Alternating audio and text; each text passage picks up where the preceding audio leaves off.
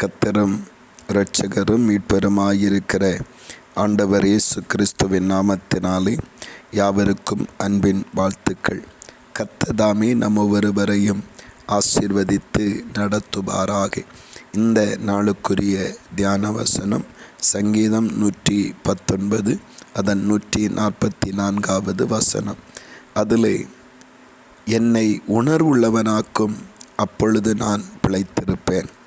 இந்த பகுதியை வாசிக்கும் பொழுது வனாந்திரத்திலே வெயிலின் உஷ்ணத்தினாலே வாடி இனி பிழைக்க முடியாது என்று சொல்லுகிற நிலையில் இருக்கிற ஒரு செடி எப்படி மழை துளிகளினால் நனையும் பொழுது அது தன்னுடைய வாடி போன நிலையிலிருந்து மறுபடியும் வாழ்வு பெற்று பிழைத்திருப்பதைப் போல தன்னுடைய வாழ்வை முன்னிறுத்தி இந்த உலக மகா பயங்கரங்களினாலும் உலகத்தின் பயங்கரமான சவால்களினாலும் வாடி நிற்கிற என் வாழ்வை உம்முடைய வசனத்தை தாரும்.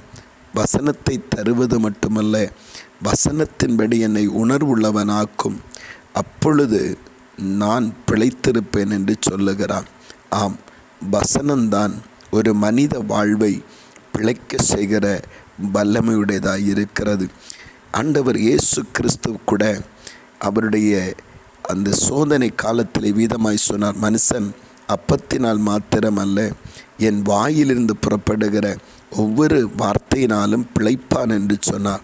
ஆம், ஆண்டவருடைய நாமத்தினாலே மனித வாழ்விலே கர்த்தருடைய வார்த்தை அவனுடைய வாழ்வை உணர்வுள்ளவனாக்கும் பொழுது அந்த வார்த்தை அவனுடைய வாழ்வுக்கு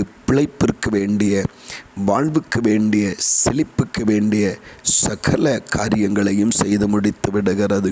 ஆம் பிரியமானவர்களே, இந்த நாளிலே ஆண்டவர் வாயிலிருந்து புறப்படுகிற வார்த்தை மரித்த மனிதனை கூட பிழைக்க செய்திருக்கிறது.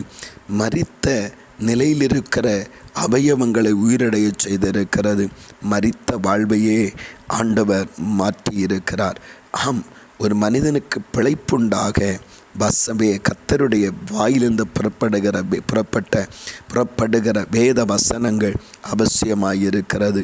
அது எப்பொழுது பிழைப்புண்டாகும் என்றால், வசனத்தை கேட்டு அப்படியே விட்டுவிடுவதல்ல, வசனத்தை கேட்டு உணர்வு உள்ளவனாகும் பொழுது அந்த வசனம் அவனுக்கு பிழைப்பை கொடுக்கிறது, செழிப்பை கொடுக்கிறது. ஆம், கர்த்தருடைய வசனத்தை ஏதோ நம்முடைய வாழ்வுக்கு ஒரு செய்தியாக கேட்டு அப்படியே விட்டு விடுகிறவர்களாய் அல்ல, அந்த வசனத்தின்படி உணர்வடைந்து இந்த வசனத்தின்படி வாழ்கிற ஒரு வாழ்வை நம்முடைய வாழ்க்கையில் உறுதிப்படுத்தி கொள்ளுவோம். அப்படி வாழ்வோம் என்றால் எந்த நிலையில் வாடி பட்டு போகிற அந்த உலகத்தின் பயங்கரங்களால் சோர்ந்து போகிற அனுபவம் இருந்தாலும் அந்த இடத்திலிருந்து அந்த கர்த்தருடைய வாயிலிருந்து புறப்பட்ட வார்த்தை நம்மை காப்பாற்றுவது மட்டுமல்ல, பிழைக்க செய்து நம்மை மேன்மையாக செழிக்க செய்ய வல்லமையுடையதாக இருக்கிறது. கர்த்தருடைய வார்த்தையை கவனித்து உணர்வுள்ளவர்களாகவும் எல்லாவற்றிலும் செழித்து மேன்மையடைய கர்த்தரே உதவி செய்வாராக. ஆமேன், ஆமேன். செபிப்போமா. அன்பின் பரலோகத்தின் நல்ல ஆண்டவரே, நல்ல இந்த காலை நேரத்திற்காக உமக்கு ஸ்தோத்திரம் அப்பா. உம்முடைய மகா பெரிதான கிருபைகளை நினைத்து ஸ்தோத்திரிக்கிறோம் தகப்பனே. உம்முடைய வசனத்தை எங்கள் வாழ்க்கையை அனுப்பும். உம்முடைய வசனத்தின்படி எங்களை உணர்வுள்ளவனாய் மாற்றும். வசனம் எங்களுக்கு உணர்வை கொடுக்கும் பொழுதுதான் எங்களுடைய வாழ்விலே மகத்தான தேவ மகிமையையும் ஜெயத்தையும் கண்டு பிழைக்க முடியும் என்பதை அறிந்து கொண்டோம். வசனமே என் வாழ்வை உணர்வுள்ளவனாக மாற்றட்டும். வசனத்தின்படி உடைய நன்மைகளை கண்டு செழிப்படைய பிழைக்க உதவி செய்யும். அப்படியே செய்கிறபடியாய் ஸ்தோத்திரம். இயேசு கிறிஸ்துவின் மூலம் ஜெபிக்கிறோம் ஜீவனுள்ள நல்ல பிதாவே. ஆமேன், ஆமேன்.